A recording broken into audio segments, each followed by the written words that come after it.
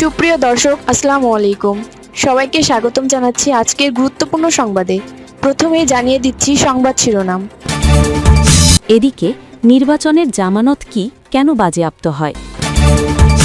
অপরদিকে বাংলাদেশের ভবিষ্যৎ রূপরেখা কেমন হবে? আরও থাকছে নতুন সরকারের শপথ পড়াবেন কে? এবং মাঠ প্রশাসনকে অভিনন্দন জানিয়েছে বাসা। শুনছিলেন সংবাদ শিরোনাম, এখন বিস্তারিত। তার আগে ছোট্ট একটি আবেদন, যদি আপনি ন্যায় ও মানবতার পক্ষে থাকেন, লাইক দিন এবং সাবস্ক্রাইব করুন আমাদের চ্যানেলটি, কারণ আমরা বলি সেই কথা যা অনেক মিডিয়া আড়াল করে। এখন চলুন বিস্তারিত দেখা যাক।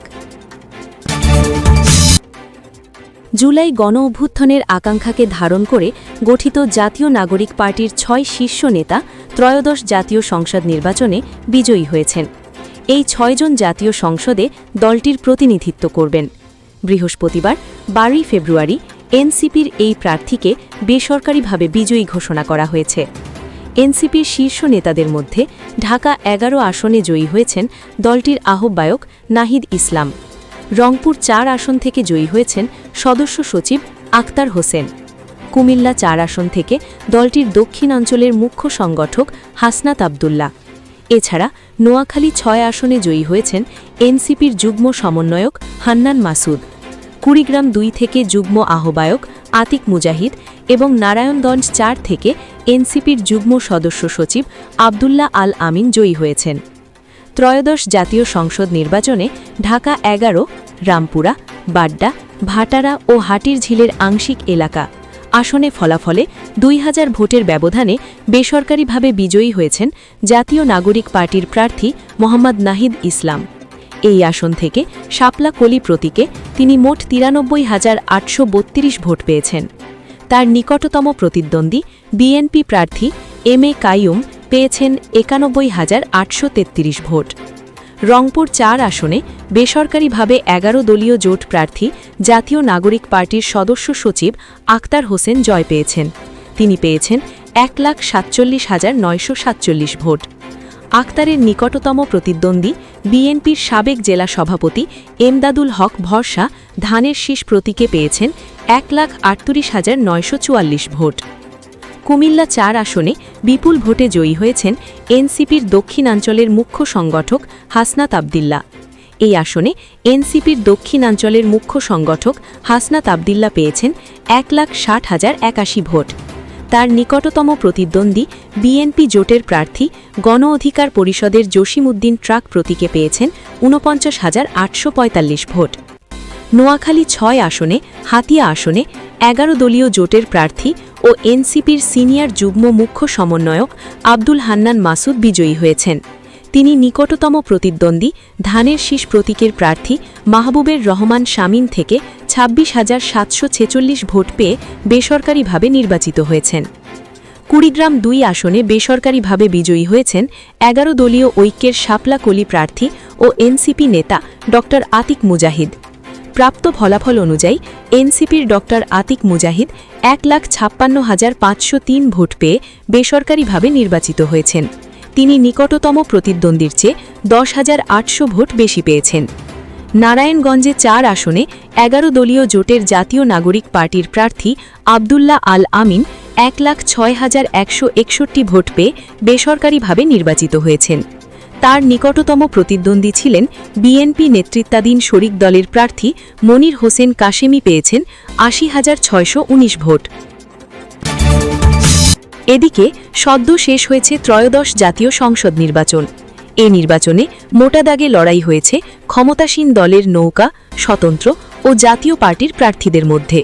যদিও ভোটের লড়াইয়ে বেশিরভাগ প্রার্থীর জামানত বাজেয়াপ্ত হয়েছে। জামানত হল নির্বাচনী নিরাপত্তাজনিত নির্দিষ্ট পরিমাণ অর্থ যা রিটার্নিং কর্মকর্তার কাছে জমা দিতে হয়। টাকা জমাদানের প্রমাণস্বরূপ ট্রেজারি চালান বা কোনো তপশিলি ব্যাংকের পে অর্ডার বা পোস্টাল অর্ডার জমা দিতে হয়। একটি নির্বাচনী এলাকায় যত ভোট পড়ে তার শতকরা ১২.৫% ভোট প্রার্থীরা যদি না পান তাহলে তার জামানতের টাকা বাজেয়াপ্ত হয়। সেই হিসেবে এবারও একটি বড় সংখ্যক প্রার্থীর জামানত বাজেয়াপ্ত হয়েছে, কিন্তু ঠিক কতজন প্রার্থী তার সঠিক হিসেব পাওয়া যায়নি। কোনো আসনে দেখা গেছে প্রধান প্রতিদ্বন্দ্বী জামানতের টাকা ফেরত পাওয়ার মতো ভোট পাননি। প্রতিটি নির্বাচনে এই ধরনের ঘটনা ঘটে। ন্যূনতম ভোট না পেয়ে জামানতের টাকা রক্ষা করতে পারেন না প্রার্থীরা। বর্তমানে সংসদীয় আসনের জন্য প্রার্থীদেরকে 25,000 টাকা, উপজেলা নির্বাচনে 10,000 টাকা আর পৌরসভা নির্বাচনে ভোটার সংখ্যার হিসেবে জামানতের টাকা আগে জমা রাখতে হয়।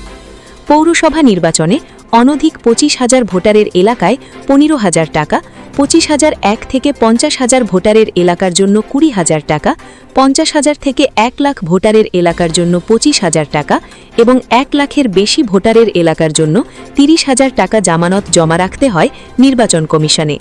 কাউন্সিলর প্রার্থীদের জন্য জামানত 5,000 টাকা। ইউনিয়ন পরিষদ নির্বাচনে চেয়ারম্যান পদে 9,500 টাকা আর কাউন্সিলর ও সংরক্ষিত নারী কাউন্সিলর পদে 1,000 টাকা জামানত জমা রাখতে হয়। নির্বাচন শেষে কমিশন জামানত বাতিল হওয়া প্রার্থীদের একটা তালিকা করে। সেই তালিকা অনুযায়ী বাতিল হওয়া জামানতের টাকা অ্যাকাউন্টেন্টের অফিসের মাধ্যমে সরকারি কোষাগারে জমা হয়। আর যেসব প্রার্থীরা জামানত হারাননি, গেজেট প্রকাশের পর নির্বাচন কমিশন অফিসের মাধ্যমে জামানতের টাকা তারা তুলে নিতে পারেন। কিন্তু জামানত তুলে নেওয়ার মতো অবস্থাতে থেকেও আসলে কতজন প্রার্থী তার সেই টাকা তুলে নেওয়ার জন্য আবেদন করেন তা নিয়েও সংশয় আছে, যদিও এ সংক্রান্ত কোনো হিসেব নির্বাচন কমিশনের কাছে নেই। অপরদিকে বাংলাদেশের ভবিষ্যৎ রূপরেখা কেমন হবে? ছাত্র জনতার 2024 সালের গণ-অভ্যুত্থানে স্বৈরশাসক শেখ হাসিনার পতনের পর বাংলাদেশের ত্রয়োদশ সংসদ নির্বাচনকে একটি বড় সাফল্য বলে মনে হচ্ছে। সংশয়বাদীদের প্রতিরোধের মুখে অন্তর্বর্তী সরকার এবং নির্বাচন কমিশন শান্তিপূর্ণ এবং সুরক্ষিত নির্বাচন আয়োজন করতে সক্ষম হয়েছে। এতে প্রশাসন এবং নিরাপত্তা বাহিনীর পাশাপাশি দল, প্রার্থী এবং ভোটারদের ভূমিকা গুরুত্বপূর্ণ ছিল। কিছু ভোট কেন্দ্রে বিচ্ছিন্ন ঘটনার খবর থাকলেও এগুলো সার্বিক ফলাফলের ওপর কোনো প্রভাব ফেলেনি বলে মনে হচ্ছে। বাংলাদেশ জাতীয়তাবাদী দল বিএনপি পরবর্তী সরকার গঠন করবে 2/3 বহুমত নিয়ে, আর জামায়াতে ইসলামী বাংলাদেশ সংসদীয় বিরোধী দল হিসেবে নেতৃত্ব দেবে। এবার তারা ইতিহাসে সর্বাধিক আসন অর্জন করেছে। জামায়াতের সহযোগী জাতীয় নাগরিক পার্টি এনসিপি প্রত্যাশার চেয়ে ভালো ফল করেছে এবং সংসদে কিছু আসন জিতেছে। ভোটার উপস্থিতি প্রত্যাশার তুলনায় কম ছিল। আনুমানিক 60% ভোটার ভোটকক্ষে গিয়েছেন।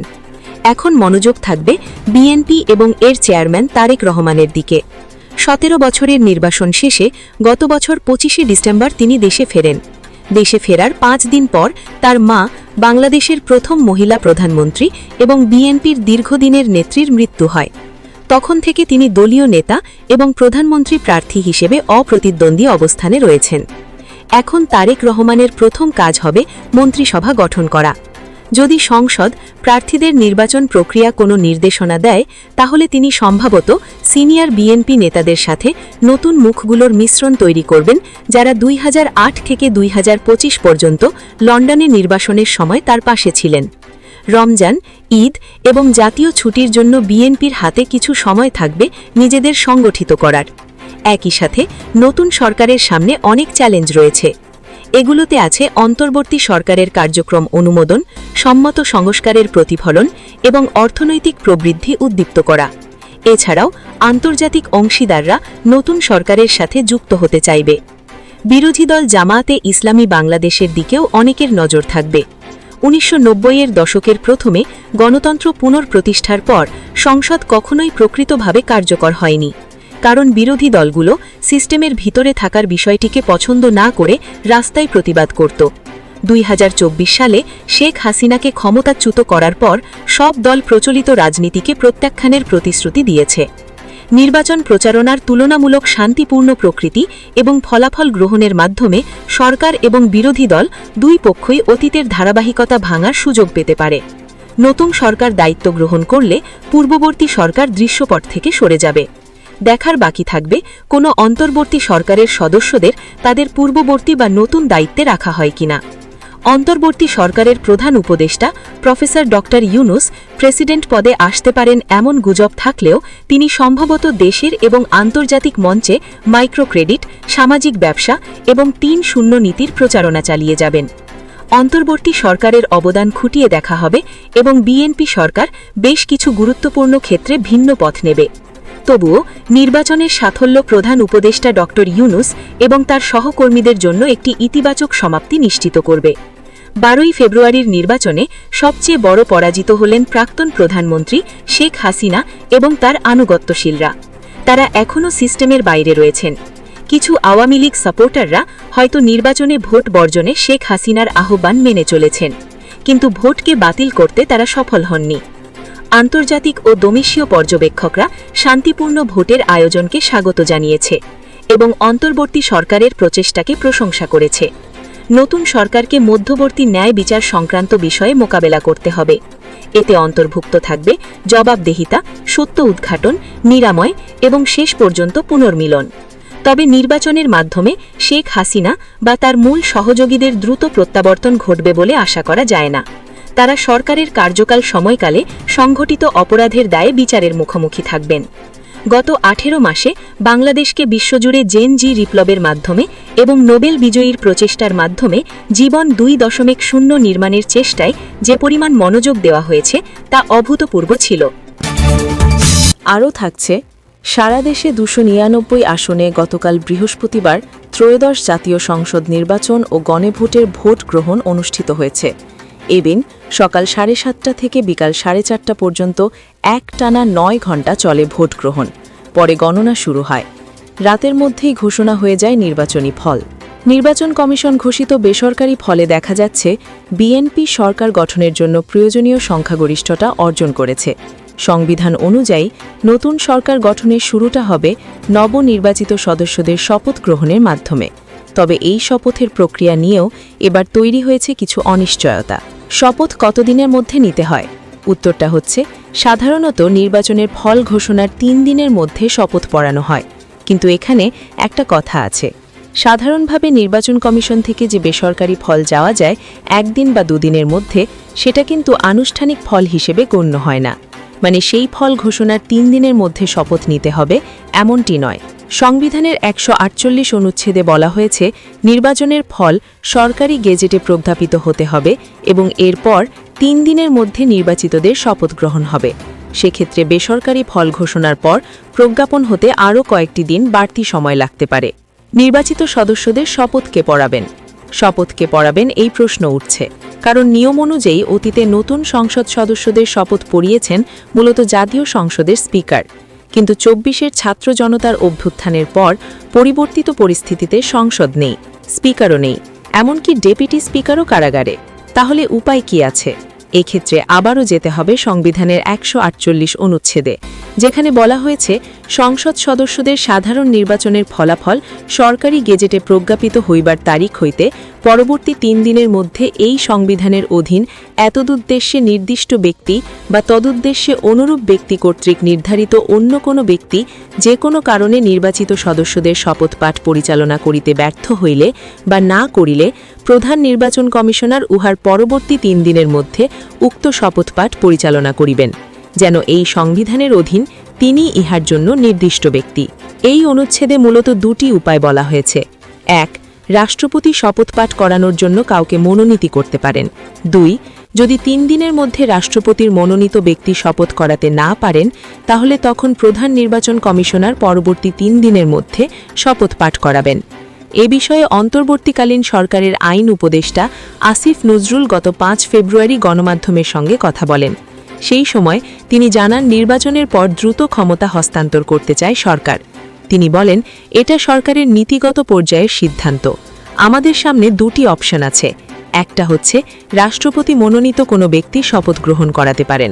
উদাহরণ হিসেবে হয়তো আমাদের প্রধান বিচারপতি হতে পারেন।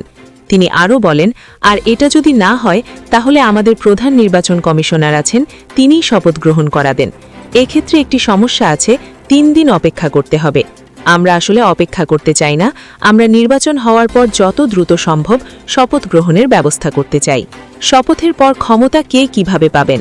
শপথের বিষয়টি সমাধান হয়ে গেলেও আরও কিছু প্রশ্ন থেকে যায়। ক্ষমতা কে কিভাবে পাবেন, অর্থাৎ সরকার গঠন কে করবেন? এখানে এই প্রক্রিয়াটি হবে রাষ্ট্রপতির মাধ্যমে। তিনি অর্থাৎ রাষ্ট্রপতি যে দল বা জোট এককভাবে সংখ্যাগরিষ্ঠ আসনে জয়ী হয়েছে, অর্থাৎ 151টি বা তার বেশি আসনে জয়ী হয়েছে, তাকেই সরকার গঠনের জন্য আহ্বান জানাবেন। এখানে দলকে আমন্ত্রণ জানানো মানে দলের নেতাকে আমন্ত্রণ জানানো। তিনি সংখ্যাগরিষ্ঠের আস্থাভাজন হিসেবে প্রথমে সংসদ নেতা হবেন এবং এরপর আমন্ত্রণ পেয়ে নতুন সরকার গঠন করবেন। তাকে প্রধানমন্ত্রী হিসেবে শপথ এবং নিয়োগ দেবেন রাষ্ট্রপতি। সংবিধানের ৫৬ অনুচ্ছেদে বিষয়টা বর্ণনা করা আছে এভাবে যে সংসদ সদস্য সংসদের সংখ্যাগরিষ্ঠ সদস্যের আস্থাভাজন বলিয়া রাষ্ট্রপতির নিকট প্রতীয়মান হইবেন, রাষ্ট্রপতি তাকে প্রধানমন্ত্রী নিয়োগ করিবেন। মূলত প্রধানমন্ত্রী এবং মন্ত্রিসভার সদস্যরা শপথ নেওয়ার সঙ্গে সঙ্গে তারা ওই পদগুলোর ক্ষমতা স্বয়ংক্রিয়ভাবে পেয়ে যাবেন। এর মধ্য দিয়ে আগের সরকারের ক্ষমতা হস্তান্তরিত হয়ে গঠিত হয়ে যাবে নতুন সরকার। সংবিধান অনুযায়ী শপথ গ্রহণ হয়ে গেলেই তিনি দায়িত্ব গ্রহণ করেছে বলে গণ্য হবে। সংবিধানের ১৪৮ অনুচ্ছেদে বলা হয়েছে, এই সংবিধানের অধীন যে ক্ষেত্রে কোনো ব্যক্তির পক্ষে কার্যভার গ্রহণের পূর্বে শপথ গ্রহণ আবশ্যক, সেই ক্ষেত্রে শপথ গ্রহণের অব্যাহতি পর তিনি কার্যভার গ্রহণ করিয়াছেন বলিয়া গণ্য হইবে। এবং মাঠ প্রশাসনকে অভিনন্দন জানিয়েছে বাসা। বর্তমান অন্তর্বর্তী সরকারের মূল দায়িত্বের অংশ হিসেবে ১২ ফেব্রুয়ারি ২০২৬ অনুষ্ঠিত ত্রয়োদশ জাতীয় সংসদ নির্বাচনকে ঘিরে মাঠ প্রশাসনের ভূমিকার প্রশংসা করে অভিনন্দন জানিয়েছে বাংলাদেশ অ্যাডমিনিস্ট্রেটিভ সার্ভিস অ্যাসোসিয়েশন বাসা। সংগঠনটির পক্ষ থেকে বলা হয়েছে, জাতীয় জীবনে খুব গুরুত্বপূর্ণ এই নির্বাচন শুধু রাষ্ট্রের জন্যই নয়, বরং প্রশাসন ক্যাডারের জন্য একটি গুরুত্বপূর্ণ সময় ছিল। জাতীয় পর্যায়ের প্রতিটি নির্বাচনে ঐতিহ্যগতভাবে বিসিএস প্রশাসন ক্যাডারের সব স্তরের কর্মকর্তারা গুরুত্বপূর্ণ দায়িত্ব পালন করে আসছেন। বিজ্ঞপ্তিতে বলা হয়, বিগত ৩টি জাতীয় নির্বাচনে প্রশাসন ক্যাডারের কর্মকর্তাদের ওপর বিভিন্নভাবে রাষ্ট্রযন্ত্র ব্যবহারের মাধ্যমে নিরপেক্ষ ভূমিকা পালনে বাধা সৃষ্টি করা হয়েছিল। এর ফলে এই ক্যাডারের সদস্যদের ভূমিকা নিয়ে জনমনে বিতর্ক তৈরি হয়েছিল। তবে ২০২৬-এর জাতীয় নির্বাচনে প্রশাসন ক্যাডারের কর্মকর্তারা আবারও প্রমাণ করেছেন, রাষ্ট্রযন্ত্র নিরপেক্ষ থাকলে তারা অবাধ, সুষ্ঠু ও নিরপেক্ষ নির্বাচন আয়োজনে কার্যকর ও সহায়ক ভূমিকা রাখতে সক্ষম। সংগঠনটি আরও জানায়, নির্বাচনের আগেই মাঠ পর্যায়ের কর্মকর্তাদের প্রতি তাদের পূর্ণ আস্থা ছিল। নির্বাচন সংশ্লিষ্ট সব স্তরের সরকারি কর্মকর্তাদের কাছ থেকে যে পেশাদার, দায়িত্বশীল ও নিরপেক্ষ ভূমিকা প্রত্যাশা করা হয়েছিল, তারা সম্মিলিতভাবে সেই প্রত্যাশা পূরণ করেছেন। মাঠ প্রশাসনের এই দায়িত্বশীল ও পেশাদার ভূমিকার জন্য সংশ্লিষ্ট সব কর্মকর্তাকে আন্তরিক অভিনন্দন ও শুভেচ্ছা জানিয়েছে বাসা।